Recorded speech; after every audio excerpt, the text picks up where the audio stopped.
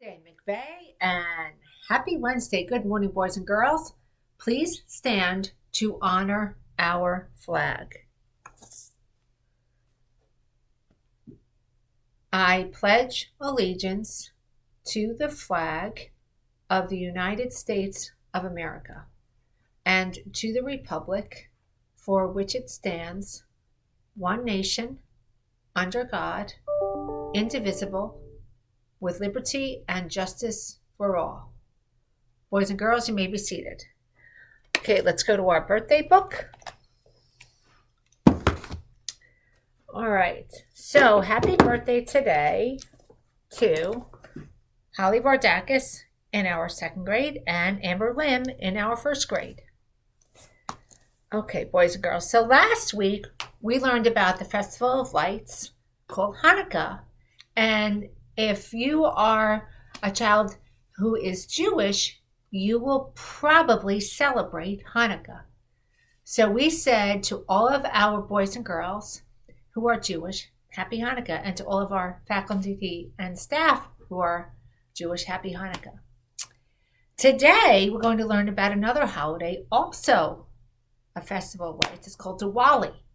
So many of our children also celebrate Diwali. Could be our students who are Sikh or Buddhist or Hindu, lots of different religions. And so the Festival of Lights for Diwali is a little bit different. Sometimes it could be one day, sometimes it could be 5 days, depending. But it is a celebration of light over darkness, of good over evil, kindness, of all the good things in life. And it's a wonderful, wonderful day of celebrating. So what I'm going to show to you is a quick video about Diwali that I hope you enjoy, so you can learn about some of the boys and girls in our school. Now, you remember this from last spring, how I would show you something like a video on my iPad so you can see. That's what I'm going to do today. So here we go. Come nice and close, and I'll push play for you. Diwali is to many Indians what Christmas is to Christians. In essence, it commemorates the victory of the forces of light over the forces of darkness. To experience it fully, get up before dawn and head for the flower markets. Here, flower vendors work feverishly to create garlands of fragrant jasmine that Indians will use to adorn their homes. By dawn, they'll be sold out. Next, head for one of the temples, but go early. Later on in the day, they'll be packed. On your way over, you may see a curious sight. People hunched in front of their doorways, pouring colored sand on the ground. The sand takes the shape of a lotus blossom, a symbol of welcome. And today, millions of symbols of welcome will grace the nation's doorways. Indeed, Diwali is all about sharing. If you're staying in a private home, don't be surprised if the neighbors show up with plates of delicious holiday treats. Happy Diwali. Happy Diwali. It's also customary for families to go to the temples together on this day. They often dress in fine new outfits, purchased especially for Diwali. And if their outfits inspire you, head for a sari shop. Shops are open on Diwali, and Indian silks are justifiably famous for their beauty. They're just one of the ways India spruces up and gets into the holiday spirit. So this is an occasion for all of us to rejoice and be with the family and enjoy all the good things in life. So we buy good clothes and make good food. And everywhere there are lights. If you head to major commercial districts throughout India, you'll find colorful displays comparable to Christmas lights in Western cities.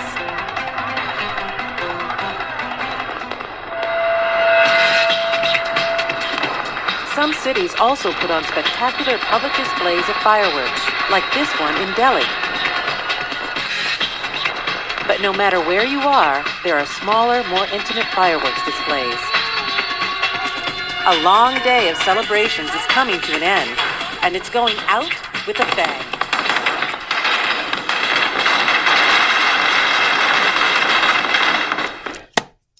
Okay, so the sound may not have been that good in the beginning, but it said that Diwali is to people from India, like what Christmas is for people who celebrate Christmas. It's a celebration of the good things in life, light over darkness, good over evil. So now we learned about some more of our boys and girls.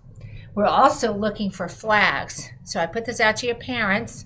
We would like flags a little bit larger than this, the kind that is the same size in your classrooms. So it's actually 12 inches wide, 18 inches long, and it has a stick because we need them for our new culture hallway. All right.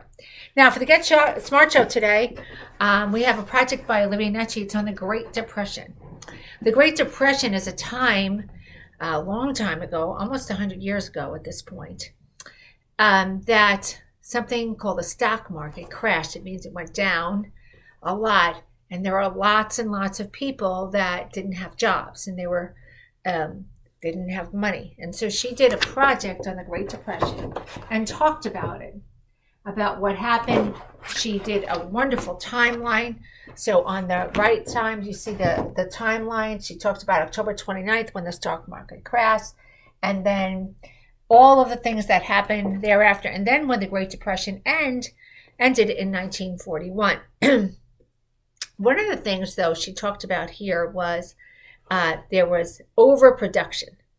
And I wanted to talk a little bit about that. So overproduction means that there's an imbalance, it's not equal, between supply and demand. So if everybody wants a certain bicycle, let's say an SE, and there's only one of them, there'll be lots and lots of different people, and they might even almost argue to get the bike. I'll pay $50. I'll pay $60. I'll pay $70. I'll pay $80. And it keeps going because there's only one of them and everybody wants it. So there's big demand. Everybody wants it. But low supply. There's only one. Let's talk about the flip side. Let's say they made 2,000 of those bicycles and only 10 people want them. What are you going to do with the other 1,990? So in that case, you can't sell that bicycle for very much because there's so many of them and nobody really wants them because there's only 10 people that want them and there's way too many bicycles. So that's one of the problems that happened in the Great Depression. There was too many things being produced and not enough people to buy them. And so that's called overproduction. And that was a big problem for our country back then. So good work. Well done, Olivia. Okay, and that brings us to our Mighty Kind moment of the day. Let's get our drum roll. Dun, dun, dun. Today's Mighty Kind moment of the day is coming from Nicole Yarkin, How to Make a Friend. She actually wrote a book about it, and I feel like this is a super duper mighty kind thing to do. And what she says is,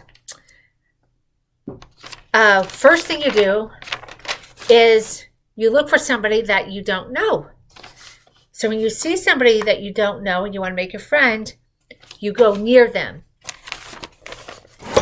Now, she also illustrated her book, and she said you can ask them to come over to you as well. Then she says you can say, hello, how are you? Nice to meet you, she said. And once you start the conversation, everything else follows. The hardest part is starting the conversation. And what you can see here too is that she put little lines coming out of the from the mouths of those two, and that really means that they're speaking. Now, I also noticed that they're socially distanced. Good work. Good job, Nicola. And she said finally you can hang out with them. And then she also drew a picture of one of the children giving this one, you see they're closer together. This one's wearing a mask, but when they're further apart, they're not. So boys and girls, again, we should always be wearing our masks, just like mine, up and over the nose. Okay. But when you become friends with them, then you might even want to give them something nice for their birthday or for a holiday or something like that. And then the last page is about meeting the author. So I love this book. I think it's a mighty kind thing to make a new friend. And now we have a way to do so. So thank you, Nicola. And of course, boys and girls, why? Because we're mighty minds. Not only that, we're mighty kind, mighty minds. And every day is a great day to get smart and be kind to both each other and the earth. Let's have a wonderful day.